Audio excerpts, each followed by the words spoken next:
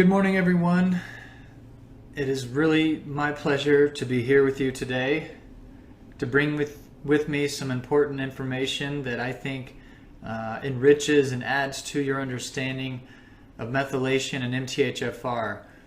And it's not the main event. It's not the main thing that attracts us to methylation, but this topic today is something that I have found to be of value in helping my patients optimize their lives, optimize their genes, and feel relief from problems they've been struggling with for a long time. So here I am in Boise, Idaho, and you are all there gathered together, taking time out of your day, out of your schedule to sit down and enrich your learning from the speakers that Dr. Ladowski has put together.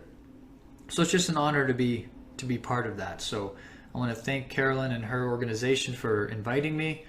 I also want to thank those of you, as I just said, filling up the audience, taking your time out of your busy lives, spending some extra time and some extra resources to be here with us today. And then third, I'd like to thank those of you in the audience who are really going to take this information I'm sharing with you right now and run with it. And meaning, one of my favorite phrases I use in practice, a life philosophy, is that once you lose your ignorance, you never get it back.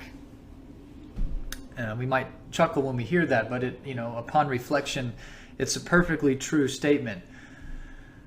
My goal is that you lose your ignorance about what I'm about to show you regarding serotonin and NAD and tryptophan and how powerful this pathway can be. Now, what I'm about to share is a presentation called the Tryptophan Steal. What does it mean for serotonin levels? Now, I don't want to take credit for much. I'm not a researcher or PhD. I'm a clinician. I work on patients, and I learn from my patients probably more than I've learned from anybody else. But I named this the Tryptophan Steal because, as you'll see in a few slides, of how closely it relates to another biochemical phenomenon that many of us are familiar with. And I think the principles are the same, as you'll see. And of course, you should know a little bit about your speaker. Many of you are probably aware of my website that I run. It's Beyond MTHFR, and I have a YouTube channel with over 1.6 million views over the past 3 years. That's been a nice vote of confidence in the work we've been doing. We also run a clinic here in Idaho. See patients all day long, 4 days a week, and actually help people from over 20 different countries. Most of those are telemedicine patients, but some of those people actually do come all this way to have our help. And just before I forget, I also wrote a book and published it a few months ago this year, Your Genius Body. So if you like what you're hearing today in my presentations, please feel free to reach out and grab yourself a copy. It's a great reference manual. So with that introduction behind me, I'm going to share with you a few slides that sort of frame the issue. And what I mean by that is, we're talking about some specific biochemical pathways, things that we really can't even see with our naked eye because they're so small. You need an electron microscope or some high-level technology at PhD level research to really see this methylation cycle. But one of my philosophies, or the ideas I carry with me in practice, is that we can actually see methylation problems with our naked eye if we know what we're looking for. And so I want to use a model of something everybody's familiar with, and that is brain health. And as you'll see as we go through this conversation, as I tie together this talk on the Tryptophan Steal, you'll understand that brain health is a huge part of healthy aging, and really there's some epidemiological problems in our society that highlight how vulnerable our brains are. But this is a chart I got from the CDC here in the States, and they publish this from time to time, and this is basically a summary of approximately 62 years of causes of death. And this isn't everything under the sun, but these are the main causes of death: the chronic causes of mortality in the United States. And you can see on this chart over here on the left-hand side, it's 1958. Over here on the right is 2010. So we've certainly covered some ground in terms of the time span. And you'll see up here at the top this line labeled heart disease. It has gone down starting around 1967 or so. It started to trend down.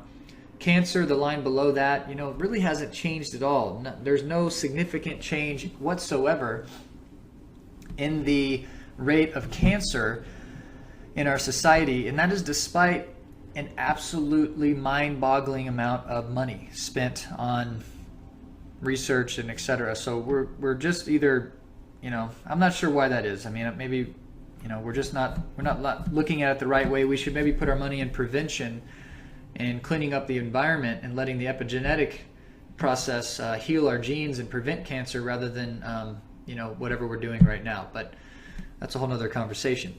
Below cancer, you can see cerebrovascular diseases, stroke, and again, they're going down from about 1967 and on. And what I did was I put a little box up here that says the Stop Smoking campaign.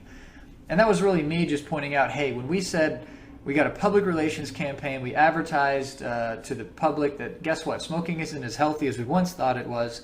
In fact, it's pretty terrible. Stop doing it. And as people stopped smoking and put their cigarettes down, you can see the positive effect it had on heart diseases and stroke. And while that's interesting, that's not the reason why we're having this slide in front of us. What's really important about this is this dashed line I have here in red. Now, this line literally doesn't exist on this chart before 1980. And as of about, like I said, 2012 or so when this came out, 2010 they're saying the data goes through.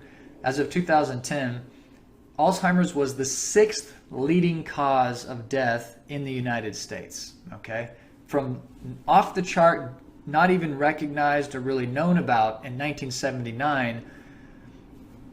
Here we are, 30 years later, it's the number 6 cause of death, kind of came out of nowhere.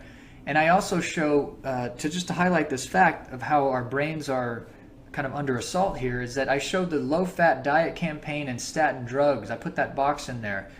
And what that was is just to show that as soon as we start changing the gut by altering our food and our dietary choices, and we start manipulating lipid levels with apparently the good intention of preventing heart disease, we created a whole nother monster. So our brains are under attack. They're not in, until proven otherwise. Everybody that's listening to this and everybody we know in our lives could use a better program to help improve their brain function. We all are susceptible to this. But that's what the CDC shows. As of 1980, Alzheimer's disease problem begins, and then we add low-fat diet campaigns that increases carbohydrates and decreases healthy essential fatty acids and other nutrient-rich foods. Then we throw on top of that statin drugs, and we create a nightmare for brain health. Looking at other data from the Alzheimer's Foundation, this was published a few years ago, back in 2012. It is sort of hard for me to imagine. I'm a young person, and I know aging is not for the faint of heart and all that, but it really is hard to imagine that over the people of the age of 85, if you are lucky enough to live past 85, you have a 50% chance of losing your mind and having dementia and Alzheimer's. And I don't honestly know what it was like 500 years ago when all the food was organic and there wasn't the industrialization and all the chemicals we've created. I know life was hard, but I also know people lived a long time, even in the distant past. I have to believe that this is a high number, right? I have to believe that 50% chance of going senile just because you have an 85th birthday is a reflection of this brain unhealthiness that we all have, this sort of challenge to our healthy neurology. And this will relate to the tryptophan steal, and it obviously relates to methylation. So this is the background, this is the zeitgeist that we are working in right now. As clinicians, this is our friends and our family and our parents. We have an onus to take care of these people and help them improve their brain function to start to change this statistic. I'd like to see 5% or 0.5% chance of having Alzheimer's disease rather than 50% chance, right? Looking at other parts of the world, we have the United Kingdom, and in this, another kind of data point that blew my mind, this came out in 2017. In the United Kingdom, dementia, which includes Alzheimer's, is now the leading cause of death. And that is shocking. Something that didn't exist on the CDC's radar in 1979, 40 years later, is now the _1 cause of death in the United Kingdom. Folks, we have a problem, right? We have a neurological degeneration going on that we need to get a handle on that. And as many of you know, there's gut components. Most of the research coming out now says that the gut sets up the inflammation in the brain, and of course you're here this weekend learning how to help make some changes with that. But the data is showing us that our brains are vulnerable, and we need to educate ourselves so we can take action against that. Now I show this slide to kind of refocus our brains, I guess, pun intended, to refocus ourselves here on what depression really means. And when I was uneducated as a younger person, I thought depression just meant you quote felt bad and were moody, and maybe you wanted to paint in the color blue and listen to heavy metal and all this other stuff that depressed teenagers like to do. But as I was educated, it became clear that's not an accurate description. I like to say that depression is a non-specific symptom, which means depression by itself is not enough information to tell us what the problem is. I mean, that's just that simple. But what we use as a model of depression that's more accurate is activation. So the picture on the left shows a depressed brain. It's a functional MRI showing a brain that doesn't have a lot of activity going on. And we would say the brain function, the cortical function of the patient, is depressed. That makes sense. And on the right, you can compare a normally functioning brain that's, guess what, not depressed. So what these two pictures just highlight is that when we talk about depression regarding MTHFR, looking at methylfolate, BH4 pathways, when we look at the lack of serotonin relating to depression, for the purpose of my presentations, we're using it with the idea that depression means a decrease in brain function. No more, no less. Now, tryptophan is this key nutrient, as we're going to talk about. It is a key nutrient in pathways in our body. But what's unique about it is how it's metabolized. It could turn into something really great, like serotonin or even melatonin, which is like almost a wonder drug or a wonder compound that the more I research and look into, the more I'm impressed with what that compound does. But en route between tryptophan and melatonin, it can also get turned into a vitamin. It can get turned into vitamin B3, niacinamide, which can in turn become NAD, a critical oxidative reductive factor for the mitochondria, just an amazing molecule in and of itself. So there's a lot of need for tryptophan, and there's a lot writing on what it does. And what I'm getting to in this presentation, when I'm setting up against this background of degenerating brains, right, that we have to deal with, is that chronic inflammation is now known to set up depression. So depression meaning dysfunctional, slow functioning brain. A slow functioning brain is basically caused by inflammatory processes, right? There's lots of causes of inflammation. What this piece of data here is showing is that they're looking at depression and kind of like an illness syndrome. The transition from sickness to depression has to do with the fact that as we get sick and our immune system mounts a response to a gut-based pathogen or some bloodborne issue, or even maybe stress that's just in our environment, or blood sugar stress, as you'll find here in a few slides. Stress that comes from sickness, that comes from the stress of marriage and business and mortgages and money, and the stress from not eating enough food and having blood sugar swings, stress from all these different kinds of angles disrupts the metabolism of tryptophan. And when that happens, we don't get melatonin, we don't get serotonin, we don't get the good molecules from tryptophan, we get toxic intermediates. And one of the most important ones that you're going to learn about, we're going to talk today, is the kynurenine pathway, basically quinolinic acid, which acts a lot like glutamate. It activates the NMDA receptor and creates kind of a glutaminergic response in our patients, and that creates neuroinflammation, neurotoxicity, and so on. And this has been well studied, but here we are going to be relating it to tryptophan and what we call the tryptophan steal. I think it's important to point out and remind ourselves how we make serotonin and dopamine. It's not always well appreciated how the cycles interact. We, as researchers and clinicians, we sometimes get myopic in how we look at things, and that's just the nature of an industry with a lot of data like this.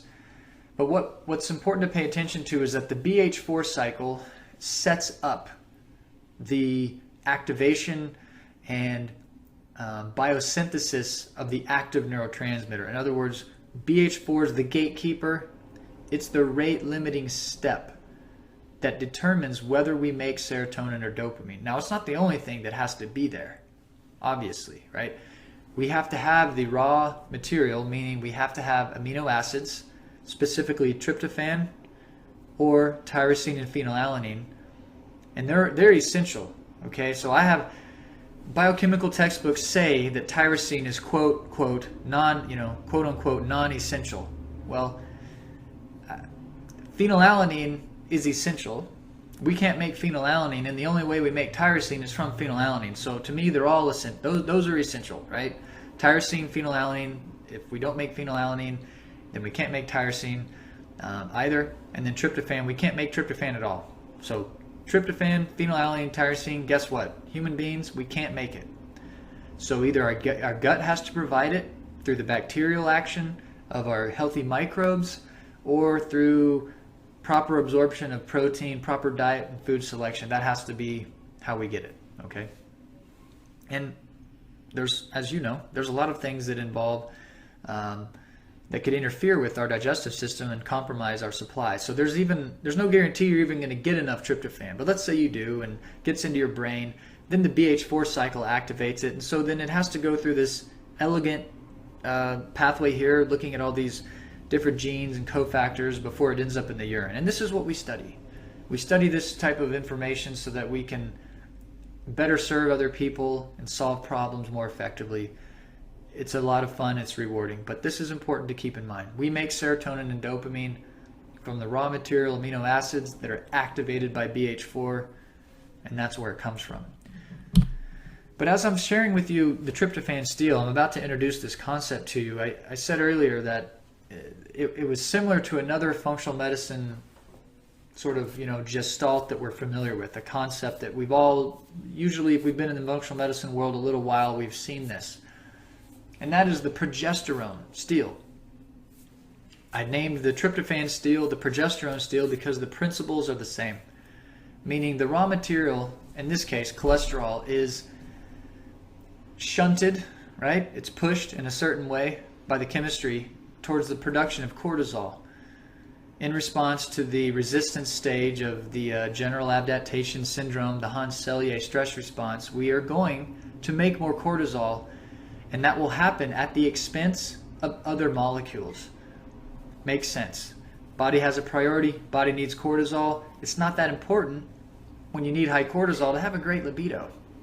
Just not that important biochemically. So your body prioritizes the cortisol at the expense of testosterone, estrogen, progesterone.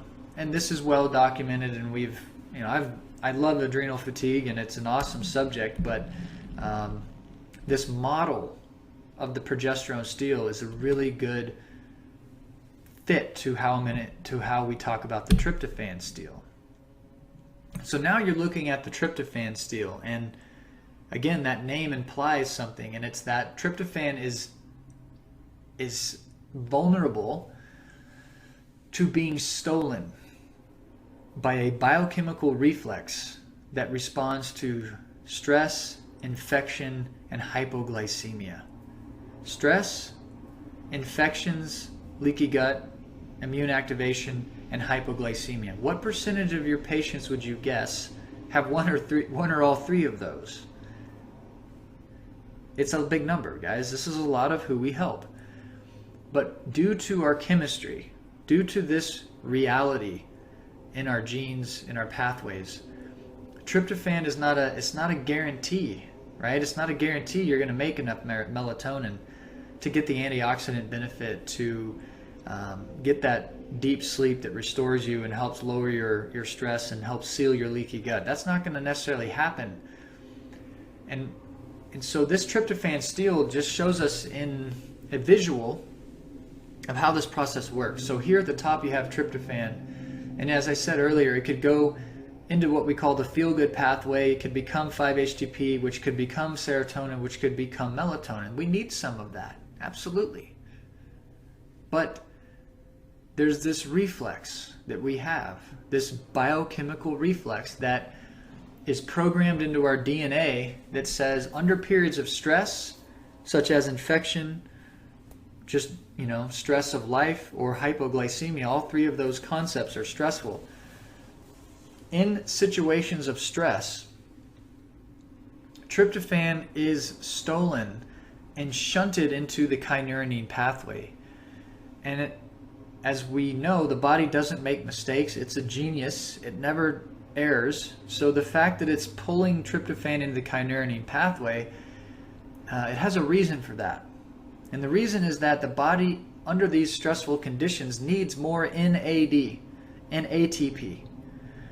Without the availability of NAD in our cellular environment, we cannot make ATP in hypoxic conditions, or really very well at all under normal circumstances. But under hypoxia, when the body is really stressed out trying to push to survive, NAD allows the cell access to ATP through the chemistry, the redox cycle, stuff that I don't even fully understand. It's pretty complicated chemistry. But I know enough to know that NAD is the key player in that reaction. So you're looking at the tryptophan steal like your body says, well, okay, I'm faced with a stressor. I'm faced with potential annihilation here. I want to survive, pass my genes on to the next generation. I'm going to fight to live. And in this moment in time, tryptophan isn't something I can make more of, so I have to be careful how I use it. I have to use it efficiently. And so I'm going to go ahead and say that I would rather make a vitamin that supports mitochondrial function, prevents apoptosis, and allows my neurons to survive and thrive under adverse situations. I'm going to do that instead of make serotonin and melatonin and maybe not make it. Right? So your body's making the right choice. It's choosing to make the vitamin, the NAD, because the stress and the threat that presents, that's the best choice. But what's important to recognize is that reflex is important to understand, but recognize in the kynurenine pathway, as this tryptophan bounces down this pathway, converting to these different molecules as it's trying to get down to nicotinamide or niacin, it turns into quinolinic acid at the second half of the cycle. It can get stuck there. This is a problem, right? If we have all of our tryptophan being pushed into the kynurenine pathway, we lose serotonin levels, we lose melatonin, and as a side effect, we may end up with high quinolinic acid levels, which causes brain inflammation.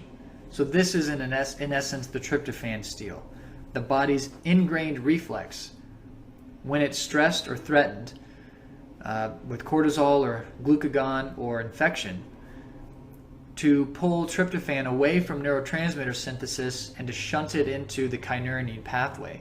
And it'll upregulate that aggressively. It's a smart response, an intelligent response, but unfortunately it may not always work correctly, and you may end up with a lot of quinolinic acid and low neurotransmitters. That's a bad combination. Just looking at tryptophan from a different point of view here as we move forward, only 1% of tryptophan becomes serotonin, so it's not a huge supply. We don't need a lot of the tryptophan to become serotonin in order to satisfy our body's needs. The vast majority of tryptophan does go into the kynurenine pathway anyway. It's when, if we're supposed to have 1%, if we earmark 1% of our tryptophan for serotonin, but all of a sudden the inflammation kicks up, the stress kicks up, the blood sugar swings start to happen. What happens if we only make 0.2% tryptophan available for serotonin because the kynurenine pathway stole more tryptophan than it should? Only having 1% set aside for serotonin doesn't give you a lot of wiggle room. Another, good piece of data here, going back a few years. This is back in 2000. This is a study that was helping me understand where serotonin is, right? So we know that 95% of the serotonin is used in the kynurenine pathway. About 1 to 2% is used to make serotonin and melatonin. Yet that doesn't tell us where this is happening. This research is pointing out that about 95% of the serotonin in the body is found in the gut. And this is just simple connection to the idea that gut balance, the gut enteric nervous system, has an effect on our brain. And all the research that I'm reading in 2018 and on is saying the same thing. And these researchers are getting fairly bold. They're saying that gut problems are a direct cause of Alzheimer's issues, and gut microbial imbalances are a direct link to major depressive disorder. And it's just a nice time to be alive that research is saying that so clearly, and now we have this data that helps us put these pieces together better than maybe we've ever been able to before. This is just for your files. 95% of serotonin is found in the gut. So when you do an organic acid test and you see super high serotonin on the test and they don't have any symptoms of serotonin syndrome, what we would infer from that is that most of the serotonin you're seeing on that organic acid test is actually an allergic reaction from mast cells degranulating, dumping out serotonin in your gut. So just a little clinical pearl there. You hopefully will never find anybody with 10 times the upper limit normal of serotonin in their brain. That would be a critical, life-threatening problem. Serotonin affects the motor neurons of our gut. It can have a spasmodic effect. It can induce diarrhea. It can induce cramping.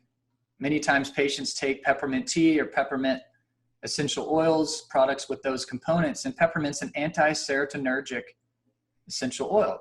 And that's one of the ways that it helps be good for troubled tummies, is it blocks the serotonin activation of the smooth muscles. So there's a big interplay here with our gut when we're talking about tryptophan and our genetics, of course, and our neurotransmitters. And so this is just one of those important connections. Serotonin activates gut muscles.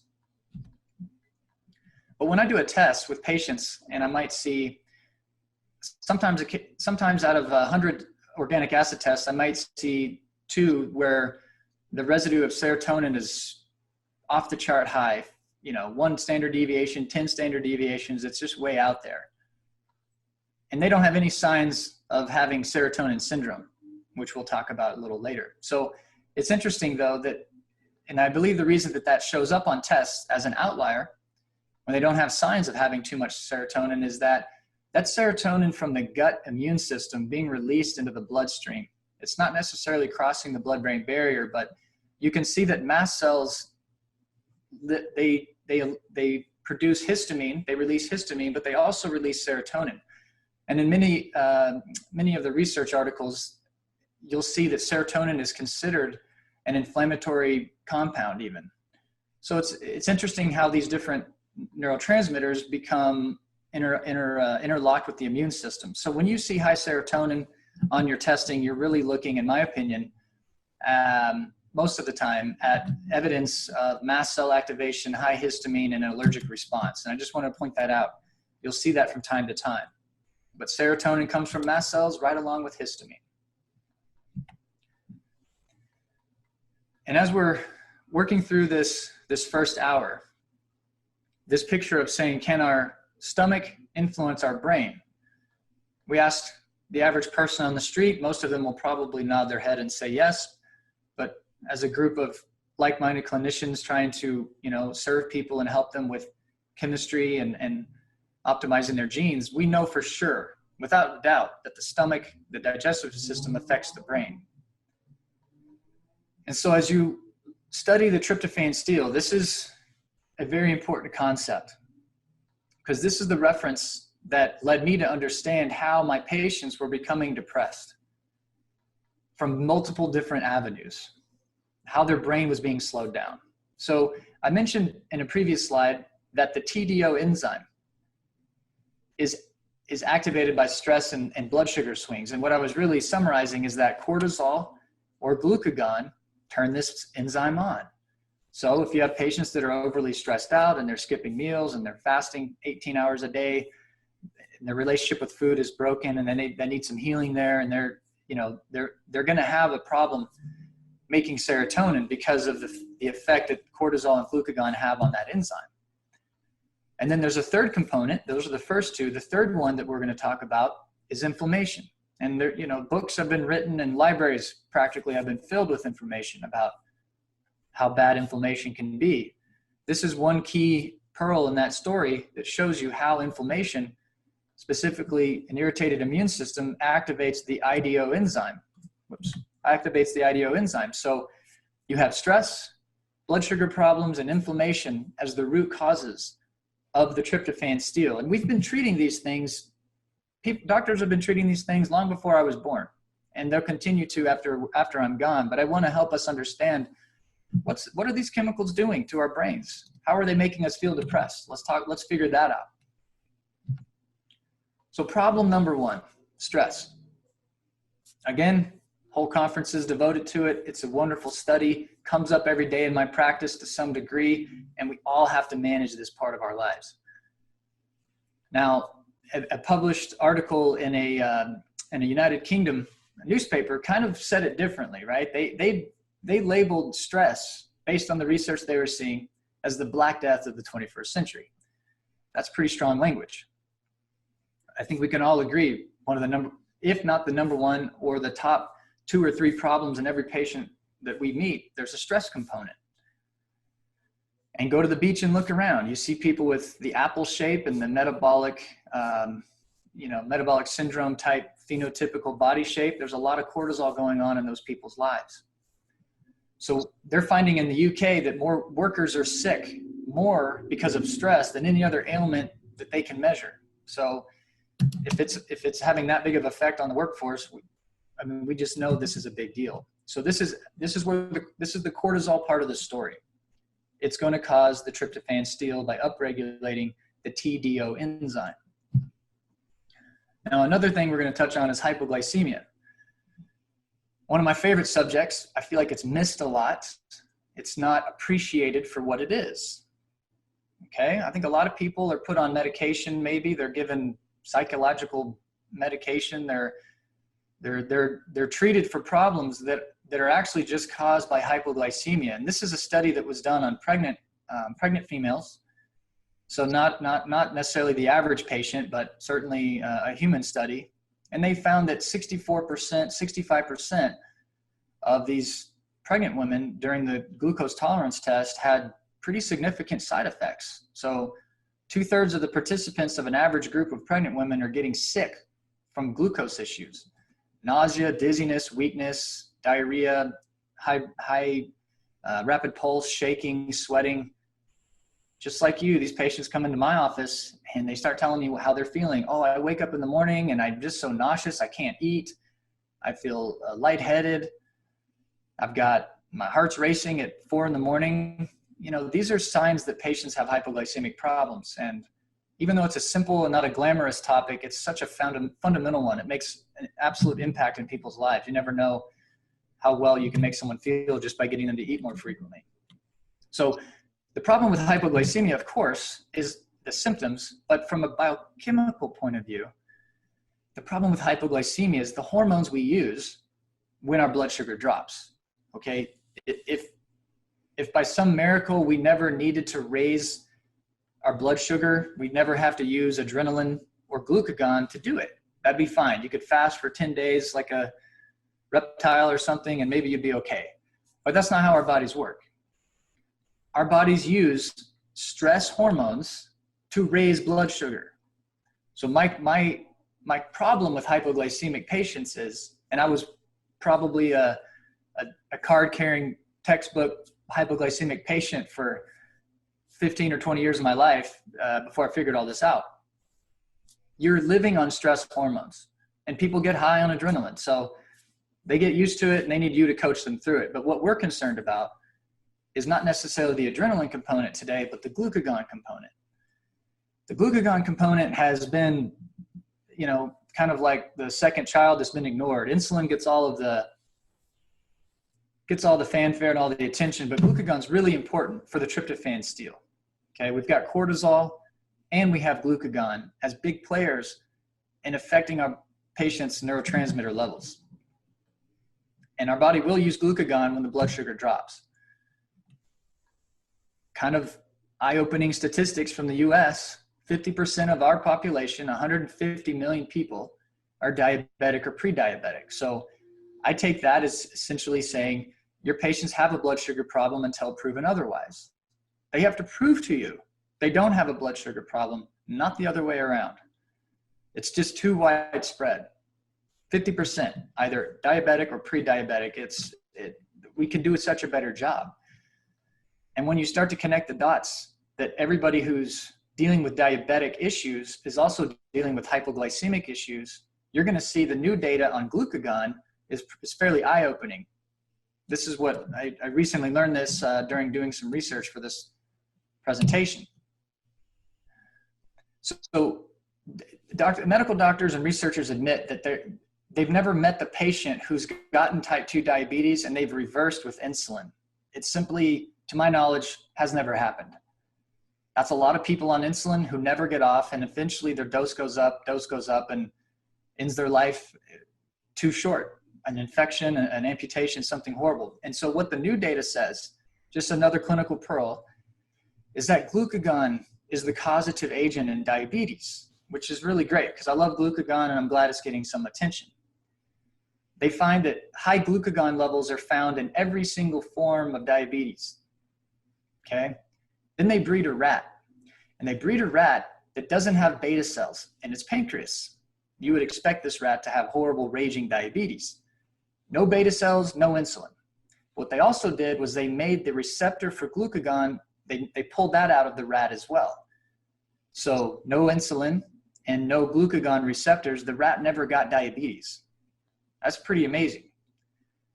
I got to do more research on this, and I hope you guys chase this down a little bit too, but this is the new data coming out in the last few years. They're developing drugs that affect glucagon versus insulin because they're seeing this as the way to save people from potentially reverse their diabetes rather than just let it go on and on and get worse. So pretty interesting stuff for glucagon. And another factor of glucagon that gets ignored, last thing on glucagon here, is that it decreases peristalsis. So here we have our patients. They've got gut infections. They've got digestive disturbance, IBS. They have a poor relationship with food. They skip meals because they don't like to eat because it makes them feel bad.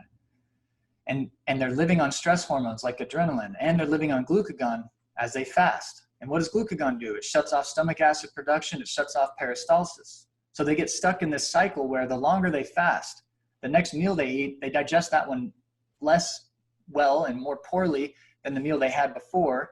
And so the cycle just is a vicious cycle. So there's a lot to glucagon it's worth looking at. And from our point of view on today's talk, it has to do with activating the TDO enzyme, which we'll get back to. Now, the third topic in this category is inflammation. Again, a subject we've all studied.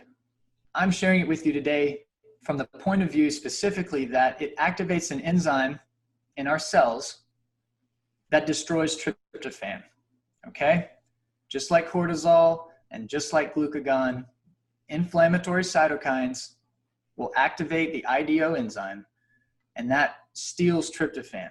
Just like the progesterone steal, just like the pregnenolone steal, the body's doing it for a reason, as you'll see, but there's consequences.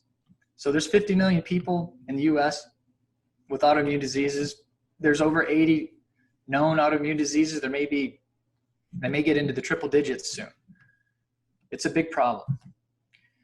And the research has known for a long time that depression, having a slowed down brain, a brain that can't metabolically activate at a normal, healthy rate of frequency, they've known that inflammatory cytokines have been correlated with and known to be causative factors of depression. You have the NMDA channel, calcium activation, and the whole cascade involving glutamate. That's all in play here. But we know that inflammation affects depression. And we know that it has to do with a compound that you'll become more familiar with called quinolinic acid.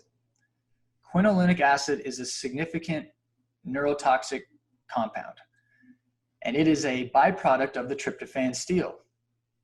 So bodies are needing more tryptophan, more NAD, as you'll see, and in the process of trying to make a vitamin, they make a toxin. This is the danger of this process going on without us knowing about it and doing anything about it. More data on inflammation.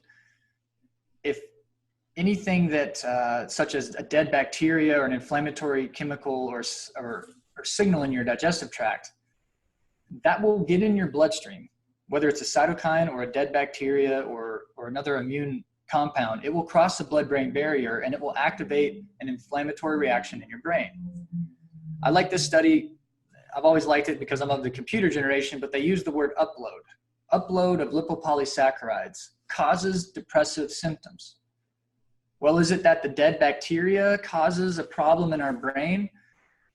It's not that simple. It's that dead bacteria activates a series of receptors and a domino effect that leads to a burst of inflammation from our immune system. So we've known that treating inflammation helps depression. This is one of the ways that translates. And for those of you who are visual, this is a great picture that summarizes the whole concept with inflammation and the tryptophan steal. So down at the bottom, you see the Th2 and Th1 phenotypes, and you can see that activation of this cytokine system is going to cross the blood-brain barrier, okay? They're going to get into the brain, these cytokines, and they're going to activate the microglia, and that's where the tryptophan begins to be turned into quinolinic acid. And you can see that right here. So you see the tryptophan being captured and activated into quinolinic acid by the irritated, motivated microglial cells, and that ends up activating glutamate receptors, which leads to neurotoxicity. An inflamed brain becomes a depressed brain. It's just that simple. That's why, as we go and continue on here, we're gonna learn a lot about tryptophan and NAD. But at this halfway point, I want to just point out that doctors like myself, those of you in the audience, and those who've come before us, we've been treating inflammation for a long time. What you're going to walk away with is understanding that inflammation pushes a button in our brain that destroys tryptophan. So helping people who are depressed does involve treating inflammation, but it's important to understand how the tryptophan steal works, okay? Glucagon, cortisol, and inflammatory cytokines from a leaky gut, from an infection, from stress, from low blood sugar, these factors are driving the depression epidemic that we see. And there's a biochemical reflex for that. So looking at tryptophan is an interesting study. They've correlated, researchers have now correlated, and they have a journal called the International Journal of Tryptophan Research. It's great, they have some interesting stuff. That because NAD is so important to how our bodies work, how our chemistry works, how our brain works, how our liver, our phase 1 detox, phase 2 detox, it's so critical that populations that have higher meat intake have more tryptophan. More tryptophan equals a bigger brain and at higher literacy rates. And that's just what the epidemiology shows. Not to offend vegetarians or vegans. I think this can be done consciously without eating meat. but most people who don't eat meat in this world do it, in my understanding, is they can't afford it. It's not available. And so a grain and a cereal-based diet has negative impacts on our brain. And one area that is so impactful is the production of NAD. They looked at literacy rates here on the top chart, and on the bottom chart, they looked at lifespan. So there's something to this tryptophan being really, really important. We can't make it. It has to come from our diet or has to be produced by our gut bacteria. We need a lot of it, but we don't need an absolute enormous amount of it. You can't just live on meat, because this same study says that too high of a meat intake and fertility falls below replacement levels. So it has a negative effect on fertility. So everything in moderation. But certainly there's a relationship between tryptophan intake, NAD production, the size of your brain, and how long you live. I'd like to remind everyone, as those of you who've been in the genetic research and study world for a long time, or a few years, have come to learn this pathway of getting rid of norepinephrine, of detoxifying catecholamines. It's vitamin B3. It's NAD dependent. You have all these NAD dependent pathways, and there's some vitamin B2 dependency as well. But NAD plays a huge role in the detoxification of neurotransmitters. As I said in the beginning, methylation is a two-edged sword. It's a production process and a detoxification process. It's very important clinically to know if your patient has too little of something and we need to make more of it, or conversely, if they have too much, we need less. That right there is the art of this whole science. And there's some great tools out there to help you figure that out, because there's a whole recipe for the person who doesn't make enough, which is different than the recipe for the person who's making too much. Despite what their genetics say, we have to listen to the person, understand their phenotype based on their symptoms. And so I'm gonna grab a quick drink of tea with a little MCT oil. It's always good to have a little MCT oil to your tea. We're going to go into tryptophan now. We've covered the concept of Alzheimer's and dementia as a growing problem. It's the #1 cause of death in the United Kingdom now. It's pretty much skyrocketing across the board in all Western societies that I look at. We also have this idea of the tryptophan steal that's analogous to the progesterone steal. When the body needs more tryptophan, enzymes turn on like giant vacuum cleaners and suck tryptophan down a different pathway, starving us of making serotonin and melatonin. We've talked about hypoglycemia and glucagon. We've talked about cortisol. We've talked about inflammation.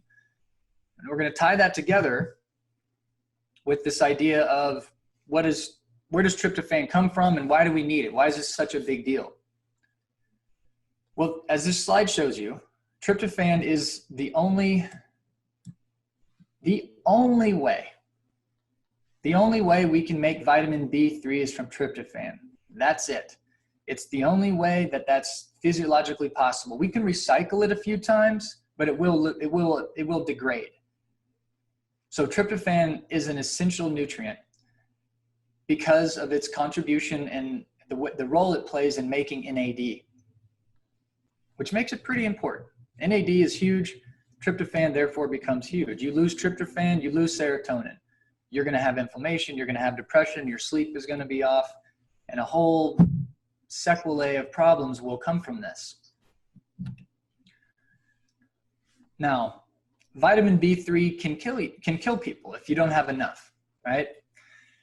So I grew up in the southern United States, in Arkansas, where the Civil War happened. It's a big part of our history. And after the war, the devastation of the war came through, people in that part of the country were quite poor for decades. And they ended up, as poor people often do, having a very mono diet, low nutrition, and they got themselves into trouble. Because of their reliance on corn and reliance on alcohol, it basically caused what these researchers described as the most devastating nutritional deficiency in the history of the U.S.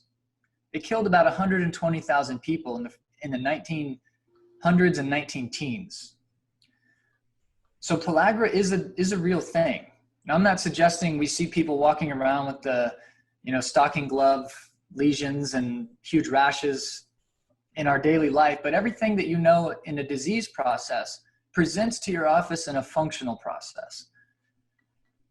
That's kind of my definition of functional medicine. It's not necessarily that we use natural tools. I think that's part of the definition, but it's understanding the disease state and then understanding that health is not one step away from the disease state. It's a huge spectrum where people can have increasing levels of dysfunction before they get their diagnosis. And by intervening in that undiagnosable stage where it doesn't meet the medical criteria, that's when you can really save people a lot of pain, suffering, and trouble. You can save their lives that way. So B3 is the same way. Your patients very likely are low in B3, as you're going to find out.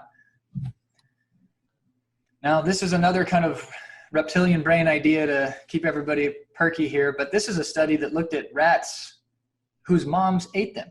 Okay? All right? I mean, pretty gnarly mama bear activity here, but yes. So they raised these mice, and I forget if it's mice or if it was rats. I think it might be mice. But basically, they raised these mice on corn, pure corn, high corn diets. You can think of people eating corn chips, corn puffs, high fructose corn syrup. You can walk into a gas station and 90% of everything on the shelf is either made with or made out of corn to some degree. So there's a huge corn intake in our society. But what they found with these rats was the mothers that were raised on corn would infantilize their children. They're so hungry for nutrition, their brain would basically consume their young to get more nutrition. I hate to be gross, but that's nature. Survive. So, and all they had to do was give these mice vitamin B3 and they stopped doing it. So it's an important vitamin, right? It's a very, very, very important vitamin. And these studies just highlight that fact. Now, the pathway going from tryptophan up here at the top down to NAD, there's a lot going on. You don't need to know all that. You don't need to know all that. I'm going to repeat a few things that I've said already. What you need to know is right here. This is the first step where tryptophan is stolen. It's the first step. And right next to that arrow, you see IDO and TDO. And you have that slide from the beginning. TDO is activated by cortisol and glucagon. And then you have IDO, which is activated by inflammatory cytokines. We have to intervene in patients' lives with our lifestyle medicine to stop these enzymes from being activated, to keep tryptophan in line to become something that helps them feel good, sleep well, and have good positive feelings about their life to help with their brain activation. But some of the tryptophan, or even under normal circumstances, most of the tryptophan goes down to NAD. I'm not saying we want to stop it altogether. We saw the study, 98%, only 2% of tryptophan becomes serotonin. So there's a huge amount going down this way. The point here is this is a complicated pathway. And I'm sharing with you 3 cofactors that are needed. So this goes in your file for when I'm working on tryptophan steal with somebody, what am I going to need? Well, you need to make sure their B2, B6, and vitamin C levels are adequate. Because running out of B2, B6, or vitamin C, based on these researchers, could lead to accumulation of intermediates. And we don't want this pathway to accumulate the quinolinic acid intermediate. That's the inflammatory problem. And if any of you have done an organic acid test from Great Plains Labs and read the text that they give you, if quinolinic acid is high, it scares your patients. It talks about Alzheimer's and brain degeneration. It's kind of aggressive language, kind of scary. And that's what we're here for, to coach them and explain. That's just generic. It doesn't necessarily mean that's what's going on. But yes, if this process gets out of hand and we lose B2, we run out of B6, we don't have enough vitamin C, and our body's trying to make NAD in high amounts, it will spit out high amounts of quinolinic acid. The process will not yield NAD, it'll yield quinolinic acid. And that's something that will harm our patients. So again, just giving you an overview of the pathway of how we make NAD. There's two pathways. The salvage pathway, this is the recycling process. But the de novo, making it from scratch, when the demands go up and we need more, it always comes from tryptophan. That's the only place it comes from. It can't come from anywhere else.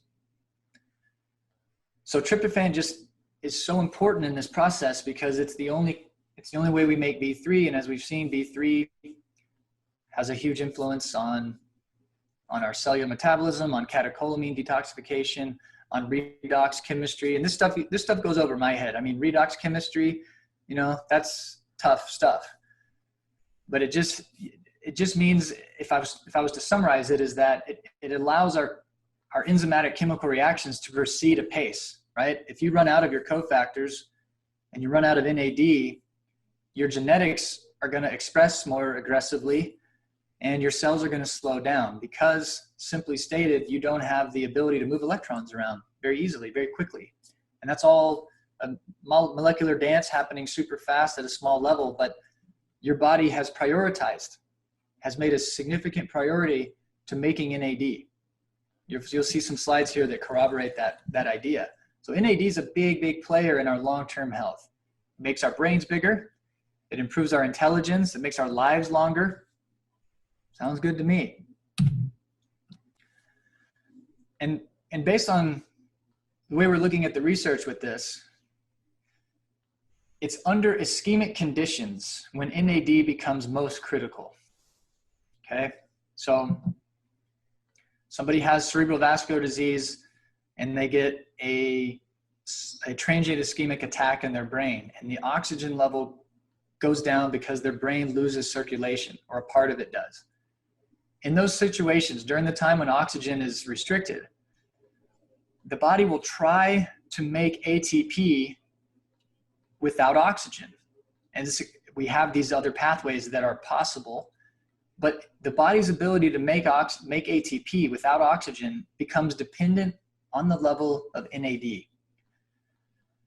So by making sure your NAD levels are adequate, whether you're working out hard, training to climb a giant mountain in the Himalayas, whether you're running a 5K, whether you have sleep apnea and you don't get a lot of oxygen at night, or whether you're having TIAs or just had a head injury where there was low oxygen, making sure that your NAD levels are adequately supported by looking at the tryptophan steal is going to help your cells survive.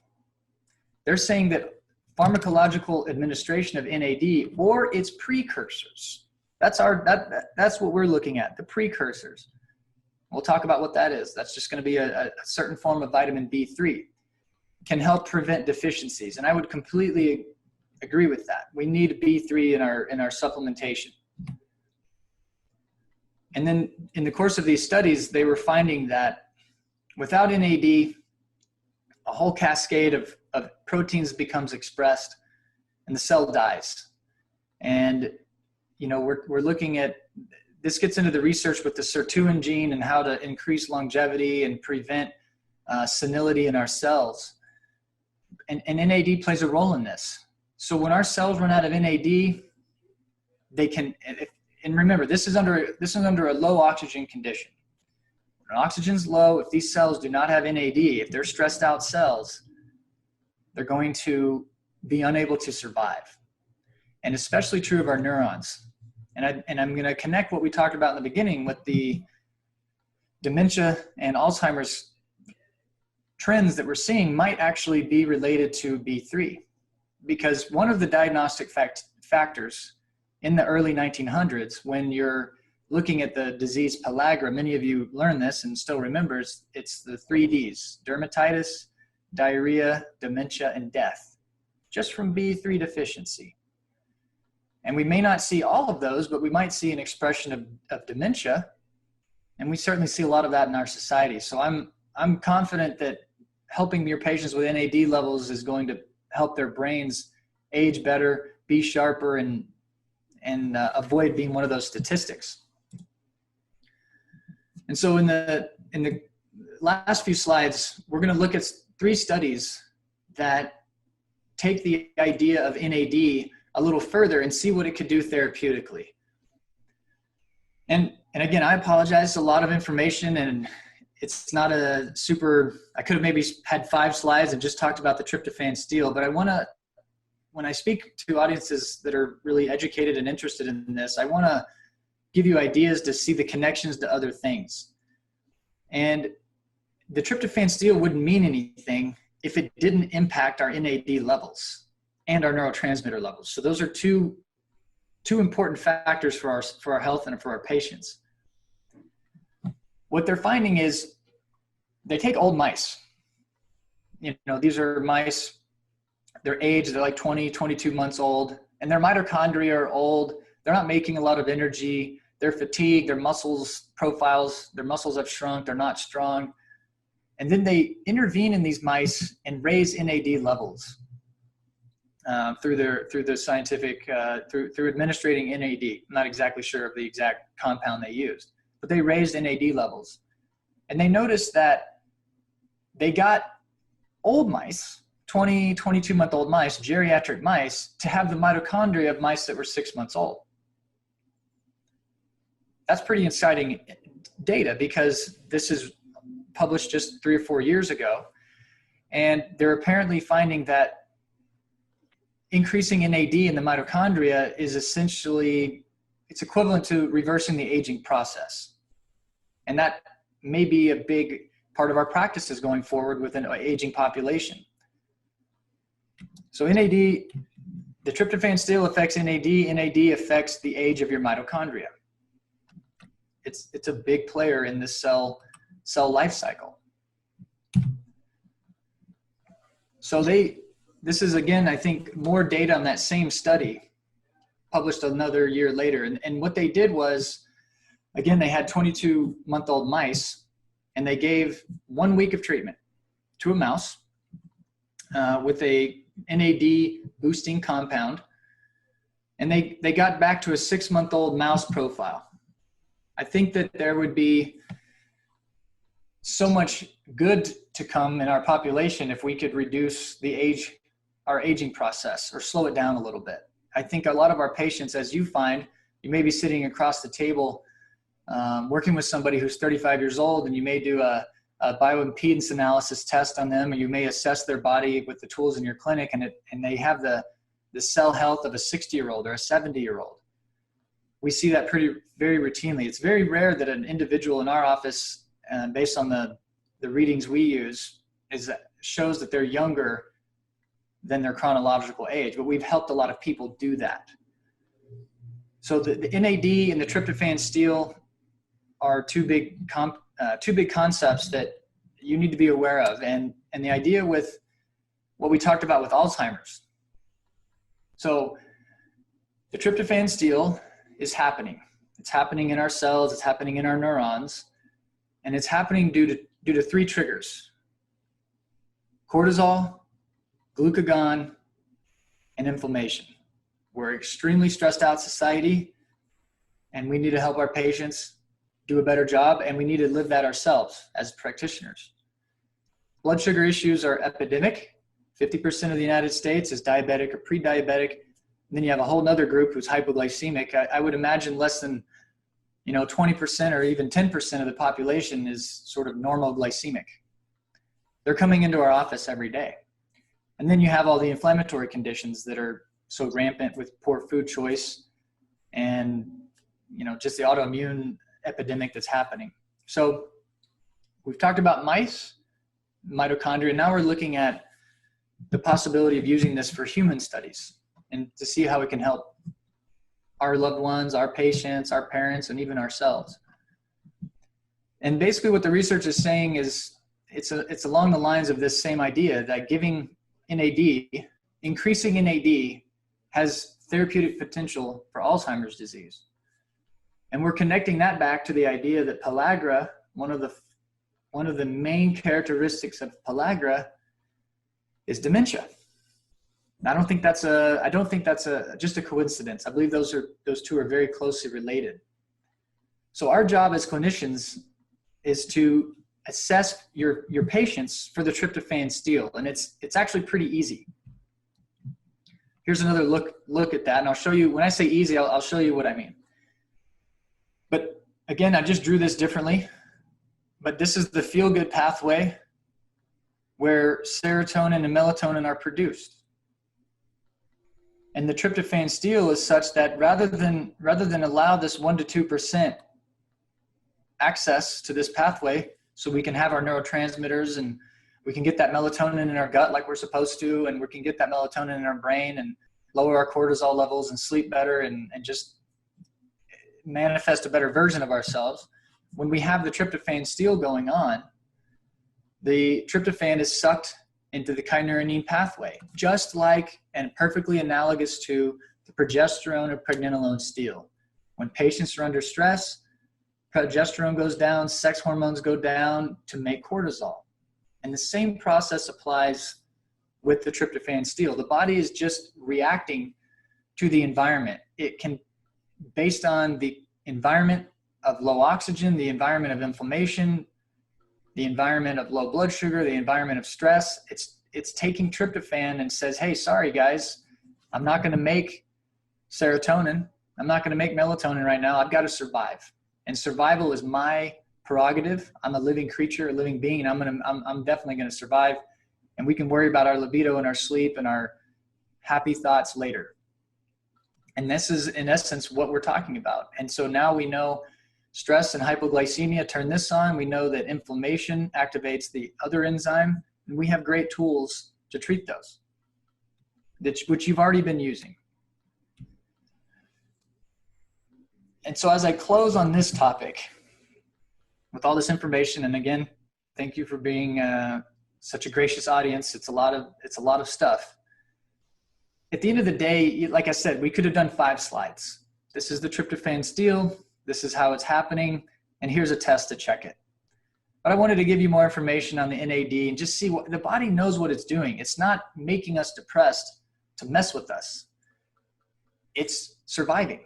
And NAD is so important to our mitochondrial health, and tryptophan is the only place it comes from. So I hope you leave, with a new appreciation for these ideas. But this is the organic acid test from Great Plains Lab. They don't pay me, and I don't work for them, but I like them. I mean, I've probably seen 500 to 600 tests in the last 3 years. I've seen a lot, and it has helped me in many ways. This is just a snippet from the second page where they're measuring the neurotransmitter metabolites. And I like the way they lay it out because they give us this nice ratio. Okay, here's the dopamine species, the catecholamines, HVA, and here's the norepi and epi residue, DMA, and there's the ratio. Nothing too going on there. But I started to see the same pattern in like 90% of my patients, 95% of my patients come back, they have high arabinose, either a little bit or if they're a little out of range or super out of range. And the same thing's true with this.